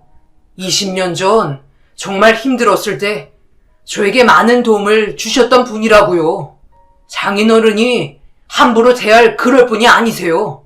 어떻게 자기보다 직책이 낮다고 해서 사람을 막대할 수 있는 거예요? 제가 한 행동에 대해 잘못됐다고 생각하지 않습니다. 그리고 이 정도일 줄 몰랐는데 정말 실망이네요.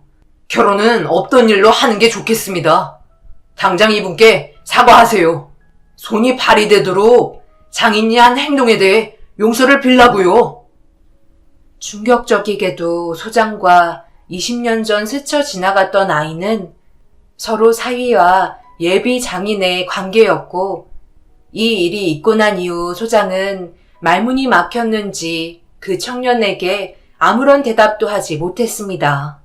하지만 주위에 많은 사람들이 몰려 있었고 소장이라는 직책 때문인지 자존심 때문에 사과는 받을 수 없었고 되레 큰 소리로 가족될 사람이 아닌 스쳐 지나갔던 인연 때문에 현재의 장인을 못된 사람 취급했다며 파혼하겠다고 난리를 치셨습니다. 청년은 더 이상 대화할 필요를 느끼지 못했는지 아빠를 부축해서 병원으로 함께 옮겨줬어요. 진단 결과 인공관절 수술을 해야 된다는 판정이 내려졌고 그렇게 아빠는 입원을 해야만 했습니다. 병실에 있는 동안 그때 이후 어떻게 살아왔는지 많은 대화를 주고받았어요. 식당에서 난리를 쳤던 아버지라는 분은 과음으로 인한 교통사고로 세상을 떠나셨다는 안타까운 소식을 들을 수 있었지만 또 다른 좋은 소식은 잠시 헤어졌던 어머니를 만나 지금까지 함께 잘 살고 있다는 말을 들을 수 있었네요. 한참 동안 과거의 기억을 떠올리며 대화 도중 전화가 왔는지 밖에서 긴 시간 통화를 한 뒤에야 병실로 들어오는데 갑자기 소장이 찾아와서는 아빠에게 눈물을 흘리며 용서를 빌기 시작했어요. 너무 당황스러워 왜 그런지 몰라 멍하니 바라만 보고 있던 그때 어떤 여자가 병실로 들어와 청년에게 결혼만큼은 깨지 말아달라며 애원하고 있었습니다. 둘은 결혼할 사이 같았지만 소장의 잘못된 행동으로 인해 문제가 커지면서 소장에게 압박이 가해진 것 같았어요. 따님이 병실에서 눈물을 쏟아내며 결혼하지 않으면 더 이상 살아갈 수 없다고 강력하게 나오자 소장은 어떠한 대가라도 치를 테니 용서해달라고 손이 발이 되도록 빌고 또 빌었습니다. 자신의 잘못에 대해 진심으로 사과하는 게 보이는 것 같았는지 아빠는 용서하겠다는 말을 꺼냈지만 이미 그 청년의 마음은 되돌릴 수 없는 것 같았어요. 더 이상 병실에 있는 저희 가족에게 피해를 주고 싶지 않았는지 청년은 앞으로 나오게 될 병원비 전부 다 해결해주면 생각해 보겠다면서 소장과 따님을 데리고 병원을 빠져나갔습니다. 그렇게 아빠는 수술을 진행하게 되었고 발생되는 수술비는 전부 소장이 해결하게 되었습니다. 청년이 없었다면 수술비까지 받아내는 것도 쉽지 않았을 텐데 그래도 모든 게 좋게 해결이 돼서 안심이 되었어요. 하지만 청년의 마음은 쉽게 돌아오지 않았는지 결국 파혼을 결정하면서 소장의 집안은 풍비박산이 나고 말았습니다. 알고 보니 소장의 따님이 건설 현장에 격리로 있는데 수도 없이 청년을 따라다녔다는 걸 알 수 있었어요. 그래서 조금씩 마음이 열려 결혼까지 할 수 있었지만 결국 소장의 인성 바닥인 행동들로 인해 따님의 결혼까지 막게 되면서 그 집안은 무너지고 말았습니다. 지금도 따님은 소장과 인연을 끊고 정신과 치료까지 받고 있다는 소식을 들을 수 있었지만 더 큰 문제는 소장이 이런 상황들 때문에 그동안 자신의 행동에 대해 한탄을 하며 만취가 될 정도로 술을 마시다가 저수지에 빠지면서 구조가 되었지만 심정지로 인한 장애를 입게 되어 반신불수가 되었다고 하네요. 한순간의 잘못된 행동이 평화롭게 만들어갈 수 있는 가정 환경까지 전부 무너지게 만든 참담한 결과를 보게 되었습니다. 아마 평생을 그때 저희 아빠에게 한 행동에 대해 잘못을 뉘우치고 있겠죠. 그리고 아빠는 수술 이후 집에서 요양하며 회복을 하고 계신 상태입니다. 앞서 말씀드렸듯이 아빠가 만나야 될 사람이 있다고 했는데 어떻게 하다 보니 그 사람은 20년 전 저희와 인연을 만들게 되었던 사람이 지금은 예비 신랑으로 얼마 전 상견례까지 마쳤습니다. 신랑의 어머님을 보니 너무 밝고 행복해 보이셨어요. 그리고 어려웠을 당시 자기가 잘못했던 판단에 대해 뉘우치며 도와줬던 그때의 일들을 고마워하셨습니다. 세상을 먼저 떠난 엄마도 함께 이 자리에 있었다면 너무 행복했을 것 같아요. 이렇게 될 거라곤 전혀 생각 못했지만 사람 인연 정말 한 치 앞도 모르는 것 같네요. 앞으로 행복만 가득했으면 좋겠습니다. 여러분들께서 저희 가족에게 아낌없는 위로와 격려를 해주시면 앞으로 살아가는 데 있어 많은 도움이 될 것 같아요. 제 사연 들어주신 분들, 저 또한 여러분들이 언제나 행복할 수 있게 뒤에서 응원하겠습니다. 감사합니다.